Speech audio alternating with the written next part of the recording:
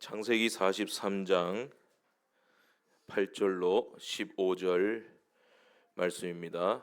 한 절씩 교독하겠습니다. 유다가 그의 아버지 이스라엘에게 이르되 저 아이를 나와 함께 보내시면 우리가 곧 가리니 그러면 우리와 아버지와 우리 어린 아이들이 다 살고 죽지 아니하리이다.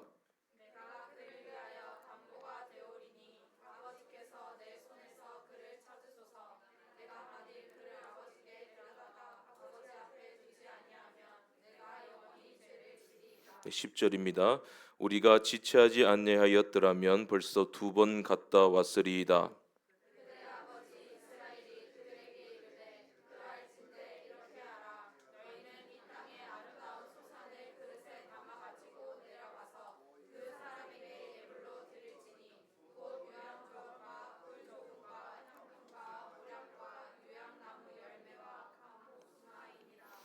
너희 손에 갑절의 돈을 가지고 너희 자루 아귀에 도로 넣어져 있던 그 돈을 다시 가지고 가라. 혹 잘못이 있었을까 두렵도다.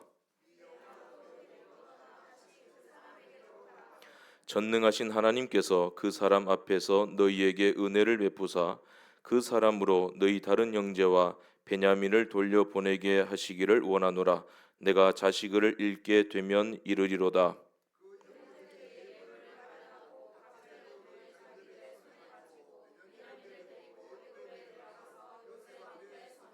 아멘. 요셉에 대한 스토리는 다 아실 것입니다. 생략하겠습니다.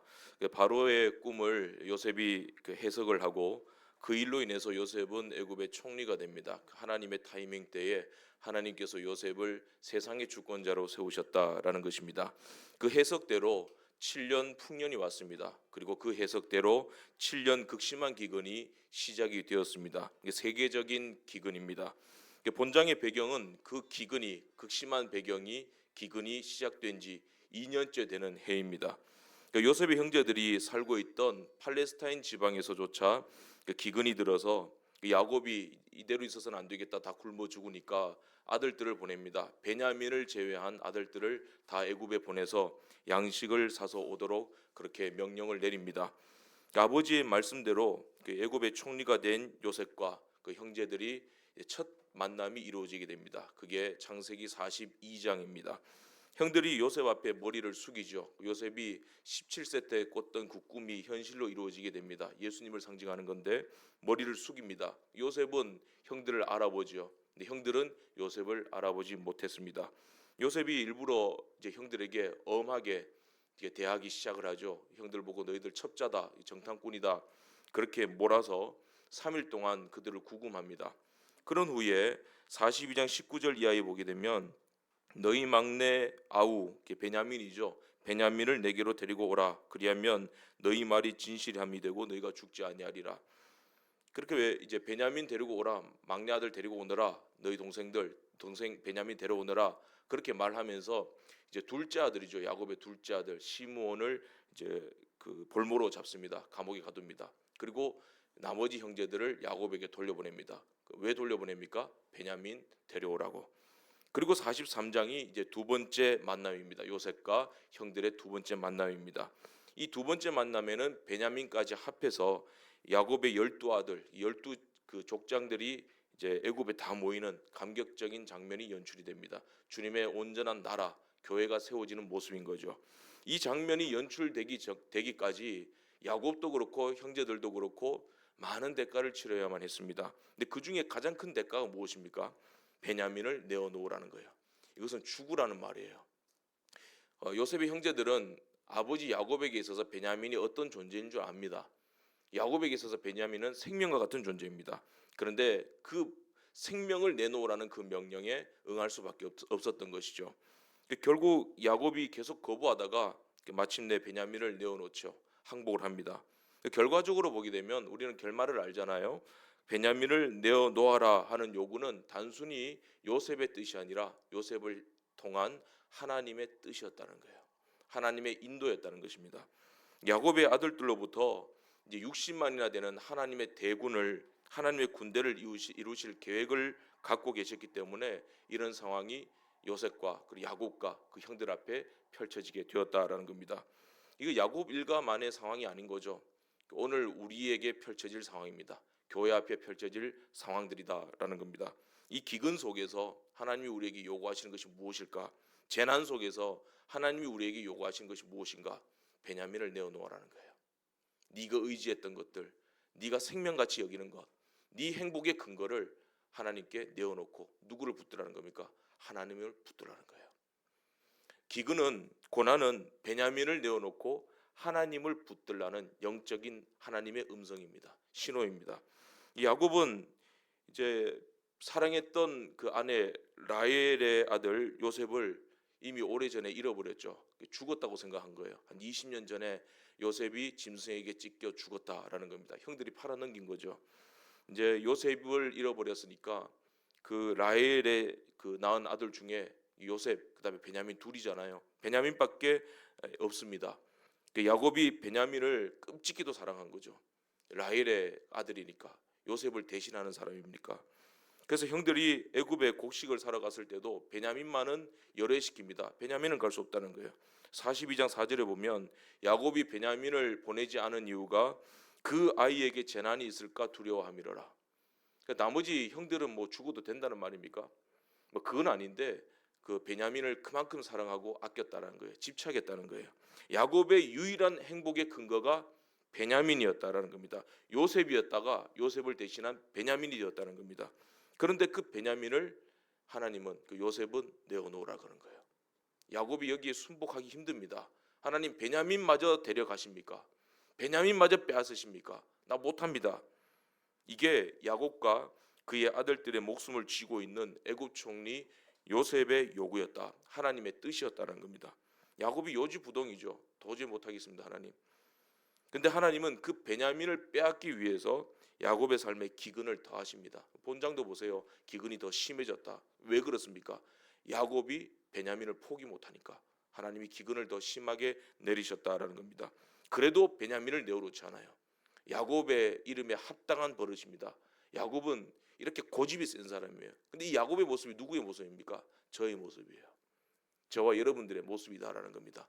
하나님은 끊임없이 우리에게 시도하십니다. 베냐민 내려놓아라. 기근을 더하시고 그러다가 8절에 베냐민이 가지 않으면 우리 손주들이 어린아이들까지 다 죽게 됩니다 라는 유다의 말을 듣고 마침내 베냐민을 포기합니다. 베냐민 내어놓겠습니다. 13절 보세요. 네 아우도 데리고 떠나 다시 그 사람에게로 가라. 그 사람이 누구예요? 애굽의 주권자인 요셉인 거죠. 요셉에게 베냐민 데려가라. 내가 포기하겠다. 하나님은 야곱에게서 베냐민을 빼앗기 위해서 야곱이 베냐민을 포기하게 만드시기 위해서 온 세상에 기근을 더하시는 거예요. 여러분 지금 재난과 기근들 막 일어나잖아요. 시험들 일어나잖아요. 이게 누구를 위한 고난인지 아세요?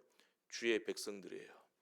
주의 몸된 교회를 위한 기근입니다. 교회를 온전케 하시기 위해서, 교회를 부흥시키기 위해서, 교회를 정결케 하시기 위한 하나님의 백성을 단련시키시기 위한 하나님이 주시는 테스트라는 겁니다. 지금 오늘도 뭐 지금 며칠째 기근 뭐 이제 재난이 일어나고 있잖아요. 이 속에서 하나님의 뜻을 찾아야 되는 거죠. 누구를 의지하겠는가? 뭐 논도 타버리고 산도 타버리고 재산도 타버리고 이게 사람들 마음속에 절망만 남잖아요. 그때 우리 교회들에게 하시는 성령의 음성이 무엇입니까? 베냐민 내어놓고 네 밭이 네 땅이 베냐민이 아니었다. 그게 생명이 아니었다. 베냐민이 아니라 땅이 아니라 재산이 아니라 인간의 행복이 아니라 하나님만 붙들어라 그 말씀인 거예요. 너 너무 많이 가지고 살았다는 거예요. 네 마음이 너무 부유해졌다는 겁니다. 푸토코스 가난한 심령이 되어라. 하나님께 절절매면 살 수 없는 그런 가난한 심령이 되어라 그런 말씀입니다. 하나님께서 야곱의 인생에 기근을 더 강하게 부으시자 비로소 하나님께 모든 것을 맡깁니다. 14절 내가 베냐민을 잃으면 잃으리로다. 그 뭐 에스더의 고백과 같죠. 내일 새벽에는 에스더 4장을 공부할 텐데 내가 뭐 죽으면 죽으리로다. 꼭 하나님은 하나님의 백성에게 하나님이 쓰시는 그 사람에게 이런 결단을 하게 만드십니다. 잃으면 잃으리로다. 죽으면 죽으리로다. 지금까지 야곱의 행복의 근거는 베냐민이었지만 이제 야곱의 행복의 근거가 하나님이 된 것입니다. 하나님을 회복한 거예요. 하나님이 베냐민보다 더 소중하기 때문에 나의 가장 소중한 것을 빼앗긴다 할지라도, 베냐민을 잃은다 할지라도 내 그것까지도 다 감수하겠습니다. 하나님이 이 자리까지 떨어뜨리십니다. 근데 하나님이 결국에 빼앗았습니까? 아니죠. 하나님이 그 아브라함에게 이삭 빼앗았습니까? 아니죠. 다시 주시잖아요. 더 영광스러운 모습으로 축복을 갱신시켜서 주시잖아요. 야곱이 그러한 항복하는 데까지 가는 데 쓰인 것이 무엇입니까? 기근이죠. 고난이죠. 더 이상 버틸 수 없는 극심한 기근입니다. 여러분, 더 이상 버틸 수 없는 기근까지, 고난까지 하나님이 우리를 그런 상황으로 몰아넣으실 때가 있습니다. 그때는 우리가 깨달아야 되는 겁니다. 하나님이 말씀하시고 싶은 게 있다. 우리를 위하여 준비해 놓으신 것이 있다. 그거 정신 차리고 그거 딱 붙들어야 됩니다. 그거 붙들 때 하나님이 열어주시는 그 새로운 미래를 맞이하게 된다라는 겁니다. 그러니까 하나님은 자기 백성들이 하나님 이외에 다른 것에서 행복과 기쁨을 찾으려고 할 때 하나님 그 삶에 적극적으로 개입하십니다. 왜? 나 여호와는 질투하는 하나님이신즉. 하나님 질투하십니다. 요즘 우리 주일 학생들 십계명 열심히 외우고 있더라고요. 나 여호와는 질투하는 하나님이신즉. 사랑하니까 질투하는 거죠. 우리의 삶에 철저하게 개입합니다, 하나님. 그래서 우리의 의지들, 세상적인 행복들, 세상에 어떤 우리의 마음을 얹고 있던 그런 가치들 하나님 다 포기하게 만드시는 거예요. 내가 오직 주님밖에 없습니다. 하나님께만 행복의 근거를 둡니다. 이 자리까지 나오도록 하나님이 몰아붙이신다라는 겁니다. 여러분 생각을 해보세요. 야곱의 나그네 인생길 130년, 자기가 애굽의 바로 앞에서 고백했던 것처럼 험악한 세월을 보냈습니다. 몇 년 동안? 130년 동안. 그러니까 130년 동안 편한 적이 한 번도 없는 거예요. 그런데 그런 삶을 살았던 야곱이 이제 애굽의 총리가 된 아들 덕택에 자기 인생에서 가장 화려한 삶을 이제 맞이하게 되는 겁니다. 근데 야곱의 눈에 지금 보이지 않는 거예요. 하나님은 그 문을 준비해 놓고 계시는 거예요. 가장 소중하게 여기고 있는 베냐민만 놓으면 되는 거예요. 베냐민을 놓습니다. 하나님만 의지합니다. 그러면 하나님께서 그 풍성한 것들, 이 기근이잖아요. 기근이 시작된 지 2년입니다. 앞으로 5년이 남았습니다. 이거 못 버팁니다. 그런데 이 기근과는 상관없이 오히려 더 풍성한 식탁을 우리에게 베풀어 주시기를 하나님은 준비해 놓고 계신다는 겁니다. 주께서 내 원수의 목전에서 내게 뭘 차려주세요? 상을 차려주시고 기름으로 내 머리에 부으셨으니 내 잔이 넘치나이다. 하나님은 이 기근 가운데, 사망의 음침한 골짜기 가운데, 원수들이 쫓아오는 이 가운데 식탁 차려주시고 내 잔이 넘치도록 해주시는 거예요. 그걸 준비하고 계시면서 너 베냐민 놓아라. 그 누가 이제 크리스천인데 열심히 기도하고 해서 하나님이 물질의 복을 주셨어요. 그래서 그 페라리 빨간색 그 스포츠카를 타고 열심히 달렸습니다. 이 차가 어디까지 잘 나가나 싶어서 절벽까지 달렸는데 그만 돌뿌리에 걸려가지고 이제 자동차도 날아가 버리고 자기도 낭떠러지로 떨어지는데 그 겨우 나뭇가지 하나를 딱 붙들었어요. 그리고 밤새도록 붙들었습니다. 깜깜해서 밑에 보이지도 않습니다. 그때 하나님, 내가 잘못했습니다. 하나님 한 번만 살려주시면 내가 하나님 영광 위해서 살겠습니다. 밤새도록 기도했습니다. 야뽕나루에서 씨름하던 야곱처럼. 그때 하늘에서 음성이 들립니다. 네가 정말 나를 믿느냐? 그러니까 믿습니다. 그러면 네가 붙들고 있는 그 나무까지 놓아라. 하나님, 이건 아닌 것 같습니다. 이거 어떻게 놓으란 말입니까?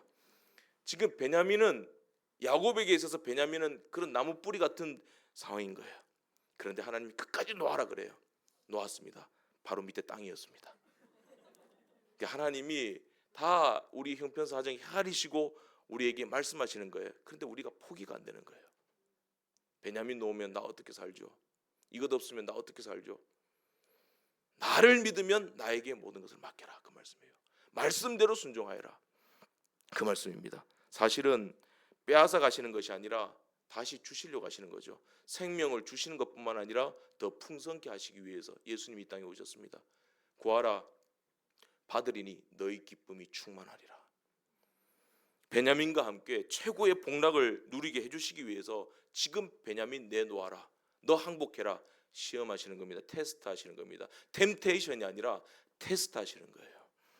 하나의 상징입니다. 이게 우리에게 있어서 성도가 하나님 나라의 풍요를 얻기 위해서, 하나님 주신 힘으로 다시 달려가기 위해서 이 세상에서 자기가 의존하는 것, 자기 의지, 자기 행복, 자기가 믿고 있는 그 힘을 내려놓아야 됩니다. 포기해야 됩니다.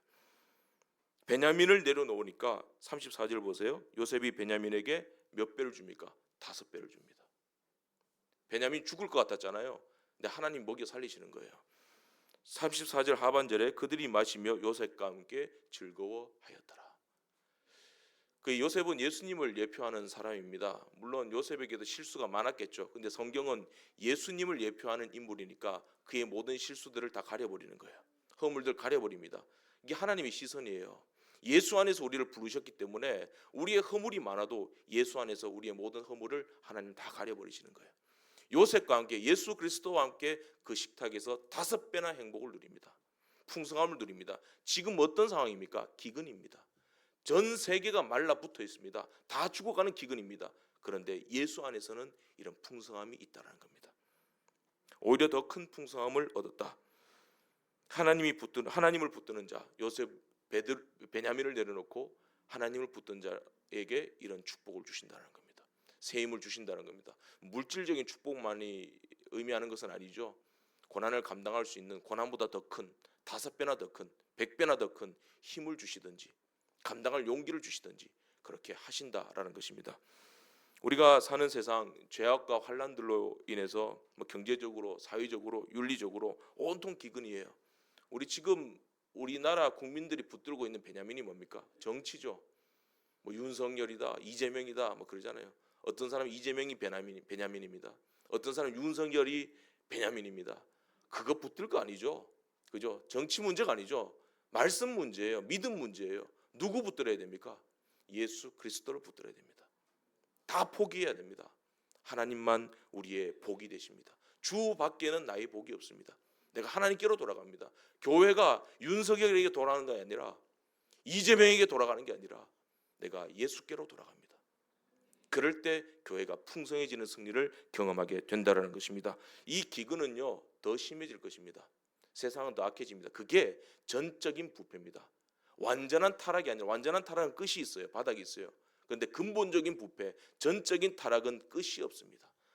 인간은 한없이 타락했습니다. 근본적으로 타락해서 지금보다 더 세상은 험해질 것이고 지금보다 더 인류는 죄를 지을 것입니다. 그런 기근은 더욱더 극심해질 것입니다. 아직 2년밖에 되지 않았습니다. 5년이나 남았습니다.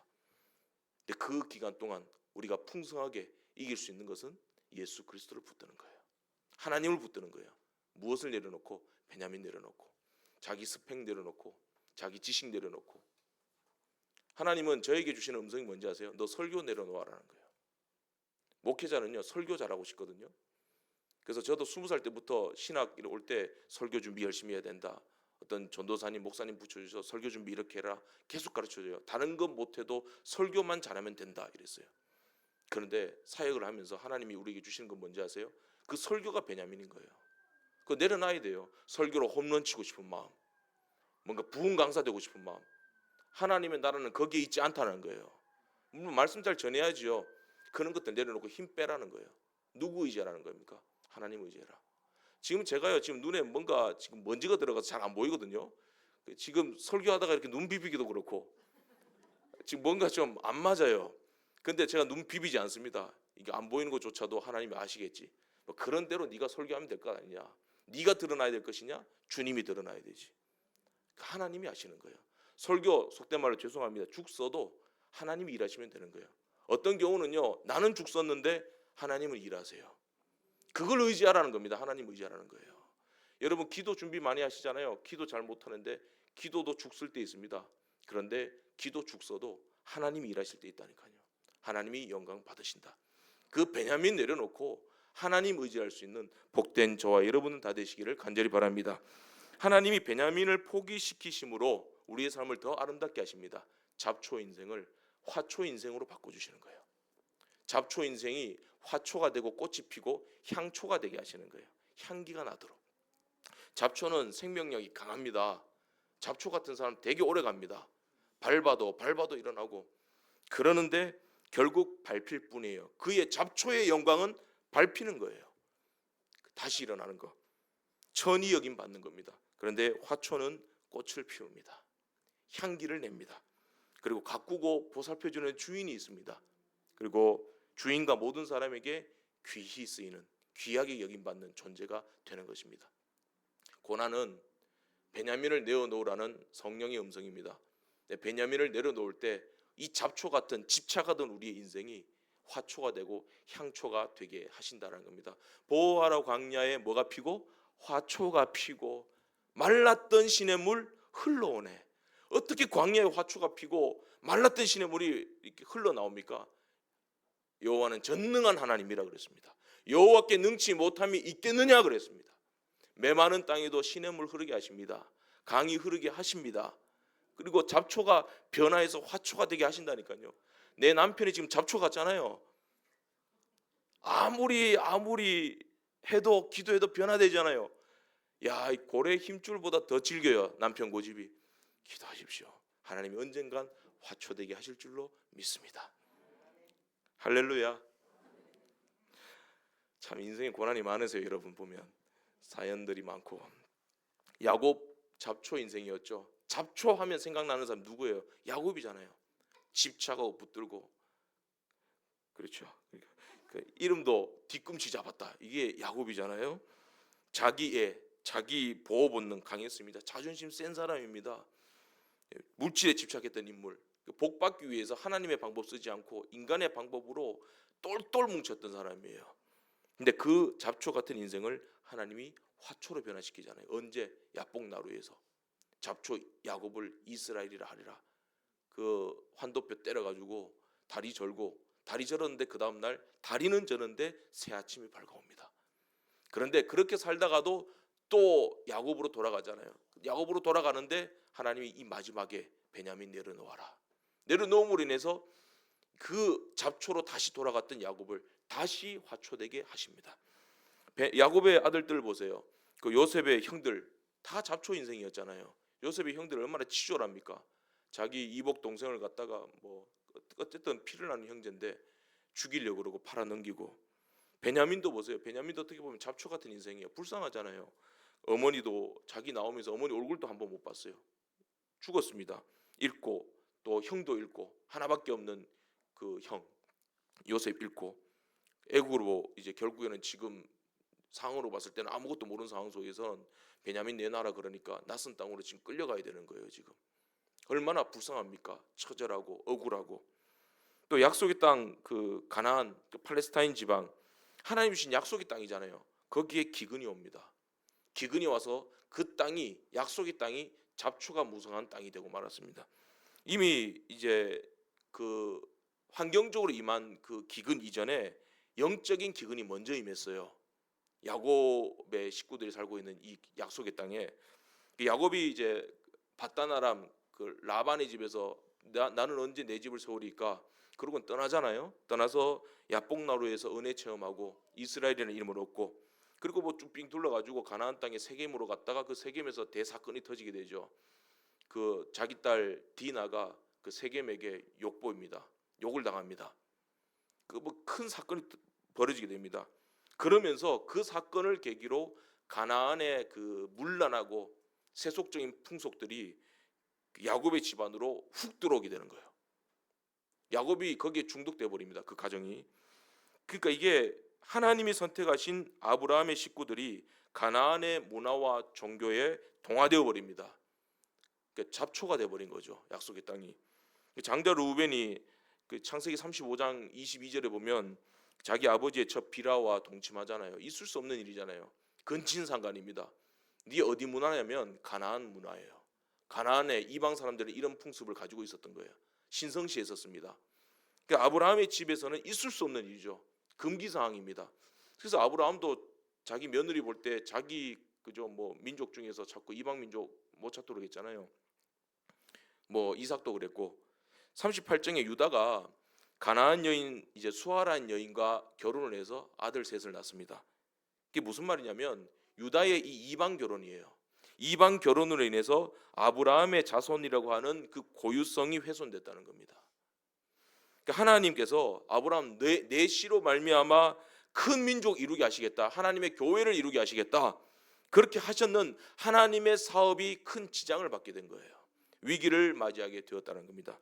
이 사건은 유다의 이방 결혼, 이 사건은 그 요셉이 애굽으로 팔려가는 그 장면이 나오잖아요. 창세기 37장에 유다의 결혼 사건이 요셉이 애굽으로 팔려가는 그 37장보다 뒤에 나옵니다. 38장에 나옵니다.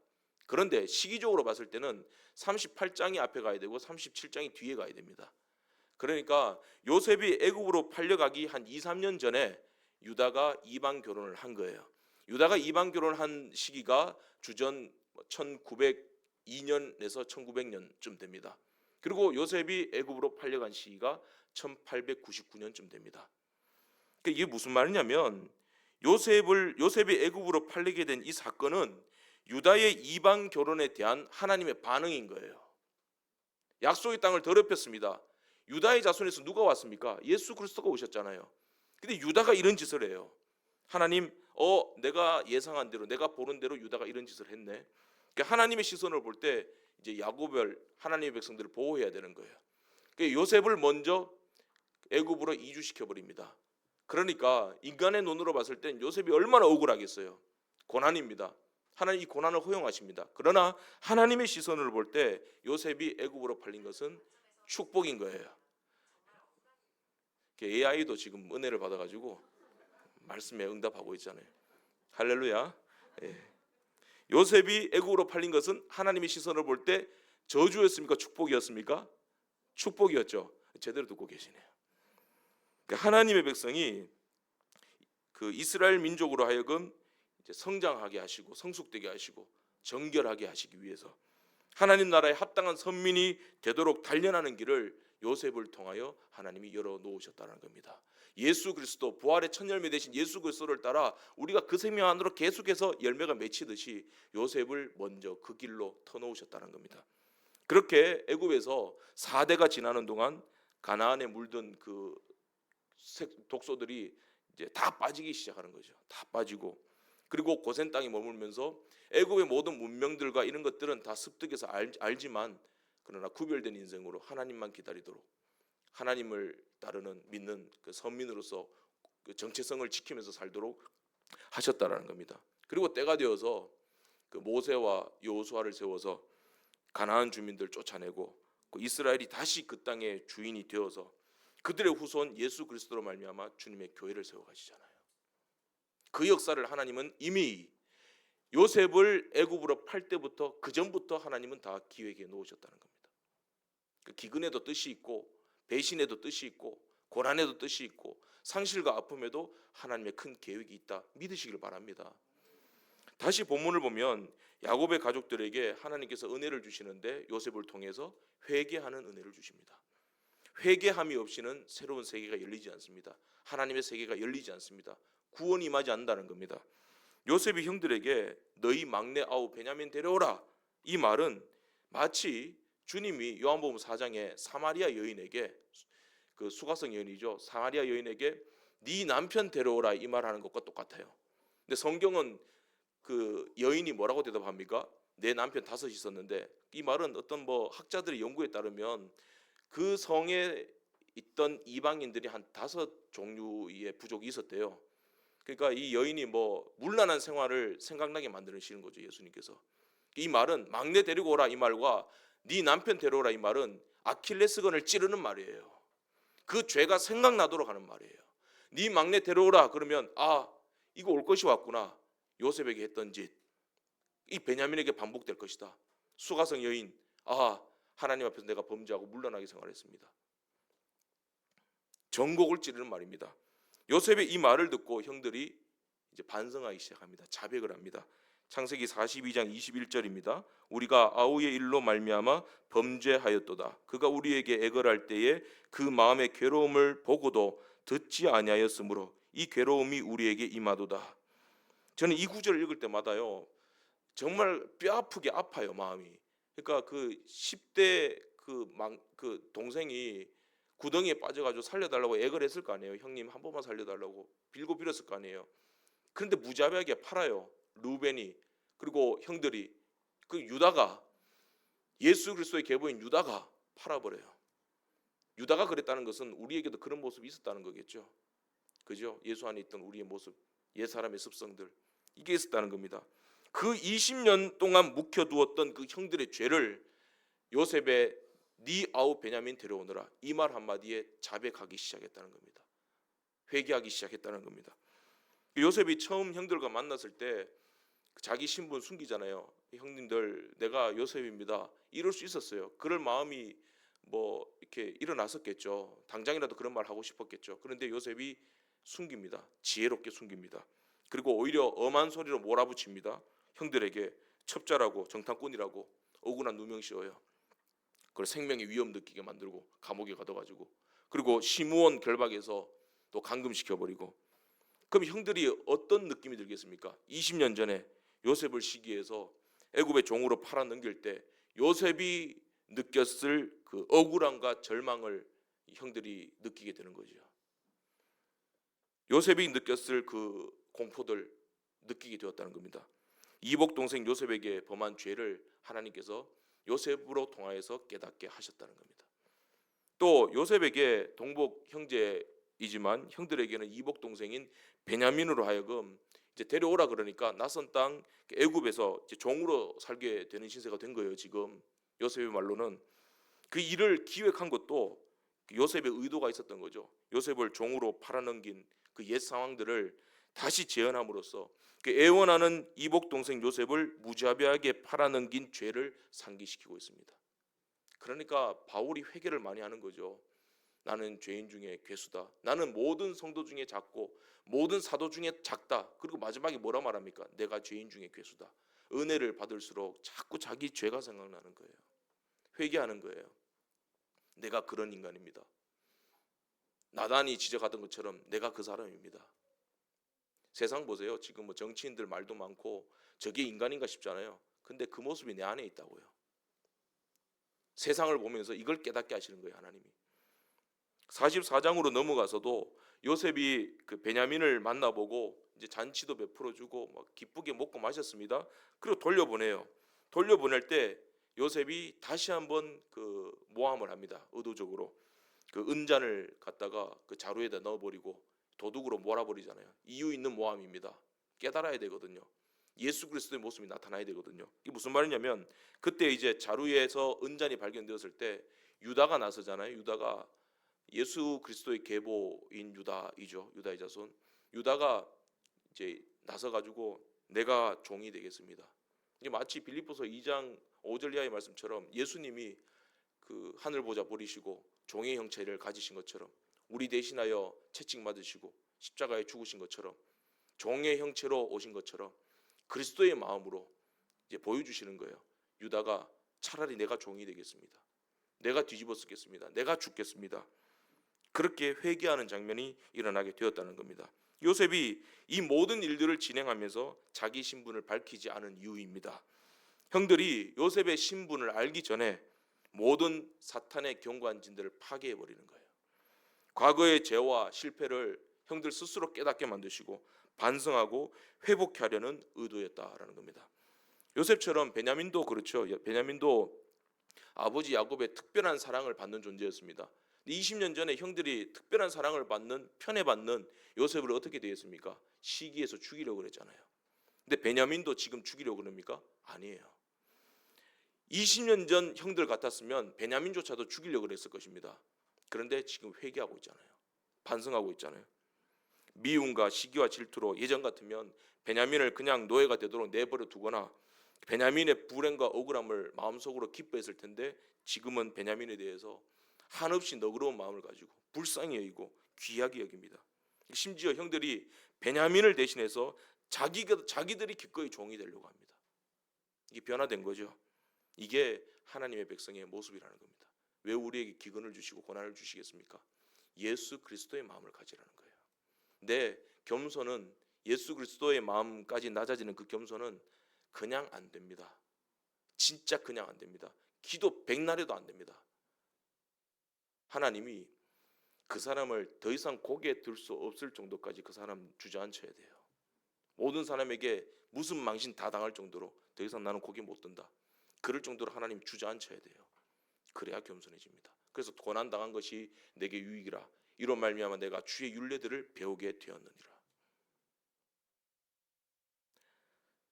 야곱도 반성합니다. 하나님이 너에게 이스라엘이라는 이름 주셨잖아요. 그러니까 아브라함의 자손으로 말미암아 천하 만민이 복을 받을 것이고 네가 복의 근원이 된다 그랬는 그 복의 근원이 이스라엘입니다. 이스라엘. 야곱에게 주신 이름이에요. 근데 그 너는 복의 근원이 될지라라는 이 이스라엘이라는 이름을 야곱이 욕되게 만들어 버립니다. 누구에게 집착해서? 요셉에게 집착하고 베냐민에게 집착해서 인간적인 행복에서 자기의 존재의 근원을 찾는 그런 모습 때문에. 야곱이 원래 베냐민에게 이렇게까지 집착하지 않았거든요. 자, 여러분 잘 아시다시피 야곱의 뮤즈는 요셉이었잖아요. 라헬이 낳은 아들. 라헬을 지켜주지 못한 후회 때문에 요셉에게 마음을 주는 거예요. 그러니까 무슨 말이냐면 라헬을 지키지 못한 그 한탄으로 술을 마시듯이 그 요셉은 술인 거예요. 술. 맨날 술이야 하는 거 있잖아요. 맨날 술이야. 오늘도 술이야. 요셉을 향한 마음은 술인 거예요. 근데 그 후회인 거죠. 후회. 그러니까 우리 마음속에 자꾸 후회만 나오면 안 돼요. 반성이 일어나야 되지. 후회는 과거에 집착하게 됩니다. 전진하지 못하는 거예요. 근데 반성은 미래를 향해서 문을 엽니다. 후회는 이미 떠난 기차의 시간표를 쳐다보는 것 같아요. 그 쳐다보면 뭐 하겠어요? 하나님, 내가 반성하길 원합니다. 앞으로 새로워지길 원합니다. 10년 뒤에 20년 뒤에 하나님이 나를 보셨을 때, 하나님의 백성들이 나를 보았을 때, 아, 아름답게 변화되었구나, 그럴 만한, 칭찬 들을 만한 사람이 되기를 원합니다. 그게 반성이에요. 과거에 매여서 사명도 망각하고 지친 마음을 위로하는 술과 같은 요셉에게 집착하지 말고, 요셉도 내어놓고, 베냐민, 요셉 대신 이제 베냐민이잖아요. 요셉은 이제 양주였으면 베냐민은 소주, 그죠? 맨날 술이야. 또 이제 베냐민 곱씹고 베냐민 마시고 있는 거예요. 오늘도 베냐민, 퇴근해서도 베냐민, 홀로 남아서 TV 보면서 베냐민. 근데 하나님은 야곱에게서 요셉도 빼앗고 베냐민도 빼앗아 버립니다. 그러자 야곱은 베냐민 빼앗으니까 그 마음 줄 때 성령께서 깨닫게 하신 거죠. 아, 이것은 너 술 끊고 베냐민 끊고 누구를 의지하라는 거예요? 하나님만 붙들어라. 더 중요한 것이 베냐민을 포기하는 결단의 근거가 애굽의 총리의 협박 때문이 아니에요. 세상 권세가 압박해서가 아니에요. 하나님을 의뢰하고 있는 거예요. 14절 말씀 보세요. 전능하신 하나님께서 그 사람 앞에서 은혜를 베푸사. 그 사람이 겁나서가 아닙니다. 마지막에 결단할 때 누구를 의뢰합니까? 전능하신 하나님. 이 전능하신 하나님. 아브라함이 이삭을 모리아산으로 끌고 갈 때 종들 보고 하는 말 기억나세요? 내가 다시 이삭과 같이 돌아오리라. 부활신앙이죠. 하나님이 다시 살려주신다. 그리 아니하실지라도 내가 하나님께 다 맡긴다. 야곱도 그거예요. 전능하신 하나님이 요셉을 잃었다가도 다시 찾게 하신다. 그리 아니하실지라도 내가 하나님께 순종할 것이지만 여하튼 내가 지금 결단하는 근거, 베냐민을 포기하는 거, 인간적인 모든 소망을 내려놓고 하나님만 붙드는 거, 이 근거가 어디에 있느냐? 전능하신 하나님께 있다는 겁니다. 여러분, 할 수 있습니다. 우리 다 똑같아요. 성정이 똑같습니다. 누구만 의지해야 됩니까? 전능하신 하나님이에요. 그 하나님이 나와 함께 하신다는 거예요. 11절 베냐민을 보냅니다. 이게 베냐민을 보내자는 유다의 말에 8절부터 이제 동의하기 시작합니다. 마음으로 야곱이. 그리고 11절에 베냐민을 보내자라는 유다의 말에 야곱이 예물을 가져가라. 완벽하게 동의를 한 거죠. 설득이 된 거죠. 그때부터 재밌습니다. 성경은 야곱을 가리켜서 이스라엘이라고 말합니다. 너 이스라엘 회복했다는 거예요. 11절 그들의 아버지 이스라엘이 그들에게 이르되. 이게 하나님이 인정하시는 성도다운 모습이다라는 겁니다. 이르면 이르리로다. 내가 하나님만 의지하리로다. 이렇게 야곱과 요셉의 형들도 죄를 뉘우치고 회복되는 과정 속에서 성경은 특별히 유다를 집중 조명합니다. 자세히 보면 그 요셉이 형들에게 의해서 애굽으로 팔려갈 때 그때 모든 일들은 그 르우벤이 먼저 선수를 쳐요. 제안을 합니다. 선한 일들은. 그런데 모든 응답은 누구에게서부터 이루어지냐면 유다예요. 요셉 팔아 넘길 때도 르우벤이 이렇게 훈수 두잖아요. 근데 유다의 결정으로 말미암아 팔립니다. 좋은 건 아니죠. 유다에게 근데 요셉은 보면 시종일관 믿음이 흔들리지 않아요. 실수가 없는 인물로 나타납니다. 예수님을 대표하니까. 근데 유다는 요셉을 종으로 팔아넘긴 일도 유다를 통해서 이루어졌고, 그리고 가나안인 수아의 딸이나 며느리 다말과 사건 등 이래 부끄러운 그 추한 모습들을 유다는 다 드러내고 있거든요. 그 동시에 요셉이 다시 부각됩니다. 감옥에 있다가 끌어올려서 애굽의 총리가 되잖아요. 요셉이 부각된과 동시에 유다도 다시 부정적인 모습에서 긍정적인 모습으로 바뀝니다. 그게 오늘 본문이에요. 베냐민 돌려보냅시다. 성숙하잖아요. 그러니까 갈라디아 2장 20절 말씀이 생각이 나요. 내가 그리스도와 함께 십자가에 못 박혔나니. 예수와 함께 죽고 예수와 함께 다시 살아나는 거예요.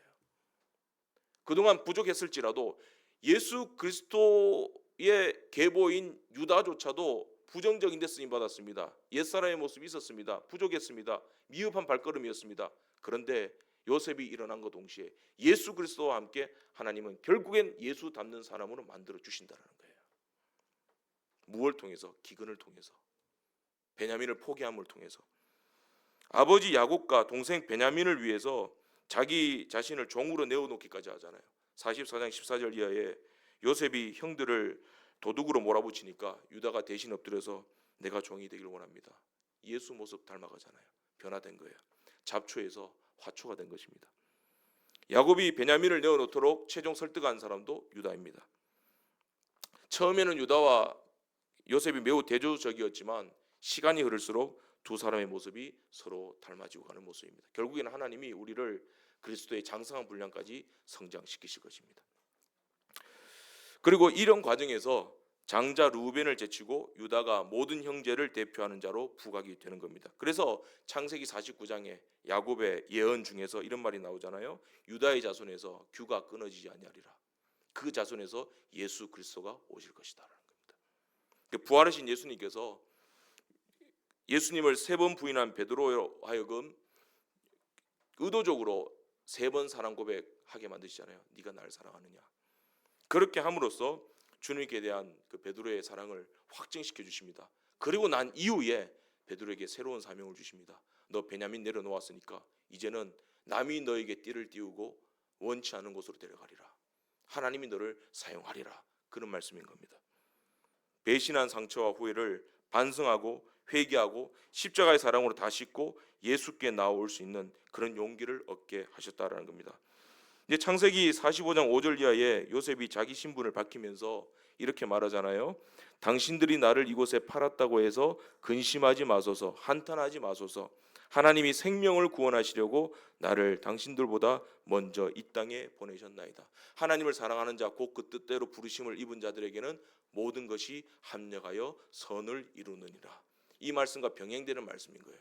합력하여 선을 이루시는 하나님, 하나님을 찬양합니다. 그동안 요셉도 억울하게 고난 겪었습니다. 그런데 하나님은 그 과정 속에서 시편 105편 말씀처럼 그의 말씀이 요셉을 단련하셨습니다. 잡초와 같은 요셉의 인생을 화초와 같은 인생으로 변화시키셨고 하나님만 의지하게 하셨고, 그리고 형제들에게도 희생과 고난을 통해서 죄를 깨닫게 하셨고 형제 사랑하는 마음을 회복시켜 주셨다라는 겁니다. 결론입니다. 오늘 하나님이 이 땅의 기근과 우리에게 억울한 상황을 펼쳐주실 때, 이해할 수 없는 고난과 고통을 내게 허락하실 때 그 의도를 우리가 알아야 되겠죠. 왜 그렇게 하시겠습니까? 베냐민을 내어놓으라는 겁니다. 내가 의지하는 것, 내 유일한 기쁨을 오늘 하나님께 내어놓는 결단의 시간이 되기를 간절히 바랍니다. 걱정 마십시오. 하나님이 다시 돌려줍니다. 다시 돌려줍니다.